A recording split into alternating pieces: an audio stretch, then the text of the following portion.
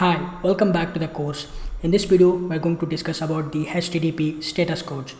So let's begin. So far in our application, we have created 5 HTTP requests and all these requests perform the specific database operation. When we make a HTTP request, the request may get successful, may not be successful. But how does the client application knows that whether the request has been successful or the request has been failed? So we can tell the client application whether the request has been successful or not with the help of the status codes. There are plenty of HTTP status codes. We are not going to discuss about all the HTTP status codes. We are going to discuss about the 3 or 4 HTTP status codes which are required for our application. So for create request or for the create resource, we are going to send a specific HTTP status code. Similarly, for the delete request, we are going to display the specific HTTP response code, and for the update and for the save or from the getting the list of records, we are going to display a specific HTTP status code. We will discuss all those one by one. So before that, as of now, for all these HTTP requests, we are getting the 200 as the status HTTP status code. So you can see that. So I'm going to send a request again. You can see now we have created a new resource. We are getting the 200 as the status code. If I go to the read employees and if I click on this send, again we will get the 200 as the status code. Similarly, for even the delete also, we will be getting the same HTTP response 21. If I go and delete the 21, you can see we get the 200 as the status code. Okay, this is not the behavior we want. We have to tell the client that whenever we delete the request, we are going to display a specific HTTP response. Okay, so in order to do that, we are going to modify our controller. Let's go to the STS, and inside the controller, right now we are just returning the data. Instead of returning the data, we are going to return the response entity. We have already discussed about the response entity. If I go here, the global exception handler, the handle method argument not valid method is actually returning the response entity. The response entity not only return the data, it will also contains the other informations like the HTTP status code or the headers and some more information. So we can pass all those information back to the client, and that's exactly what we are going to do in our employee controller. So inside the employee controller, we are going to change this to response entity. So let's change this to response entity, response entity, and this will be of type list of employees. Let's import the response entity, and we need to change this to new response entity. So new response entity, and which is of type list of employee, and we need to wrap this inside the brackets, and the first parameter will take the data and the second parameter will take the HTTP status. So HTTP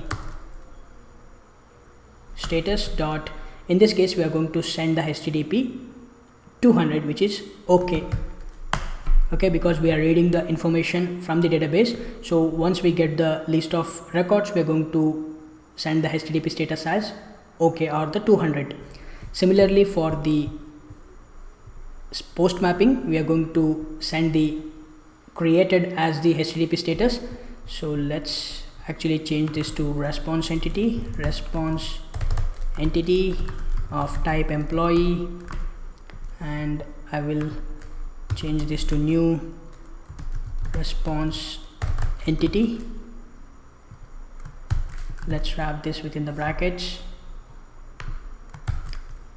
and the second parameter will be HTTP status dot, you can see we have a created, which is nothing but 201, which is created, which means we are creating a new resource. Okay, so with the help of this status code, the client will understand the resource has been created and it will display a valid or the proper message to the user.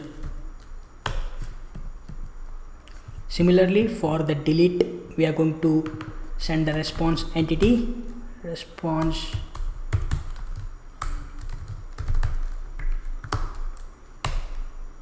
we are going to send the HTTP status, and here we are going to return new response entity, response entity. We just pass the HTTP status. The HTTP status for the delete is no content. Okay, so which is the no content. If you look at the no content, you can see 204 no content. So if the client sees the HTTP status code for 201, it will understand that the record has been deleted from the database, and it will display a proper message to the user. So we will use no content for the delete resource. Let's actually import the response entity.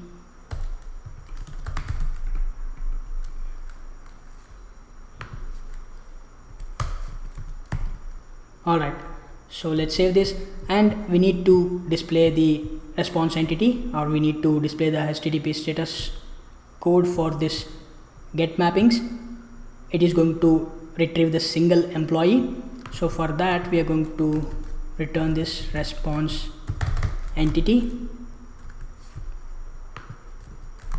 Let's wrap this, and similarly we are going to return a new response entity.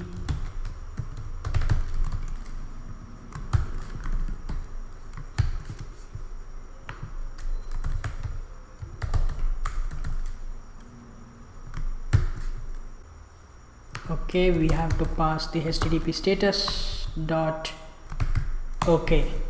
Alright, and for also put mapping or the update mapping, we are going to change this to response entity,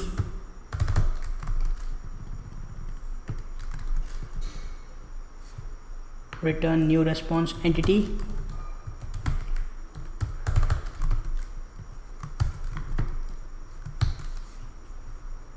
This will return of employee type.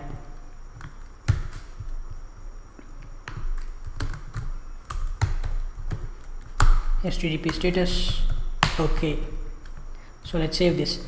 Alright, so now you can see for the post mapping we are returning the HTTP status code 201, which is created, and for the delete we are passing the HTTP status no content, which is 204, and similarly for the get employees or get single employee, and for the put mapping updating the employee we are returning the HTTP status code okay, which is nothing but 200.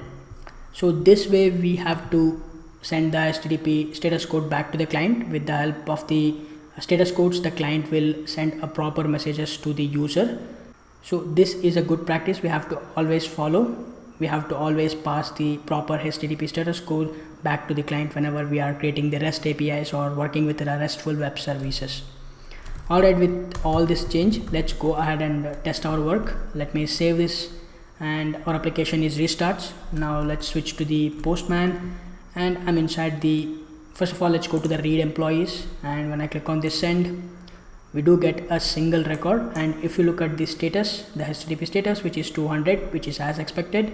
Now let's go to the create employee, and I'm going to change this to Bharat, and let me change the email address to Bharat.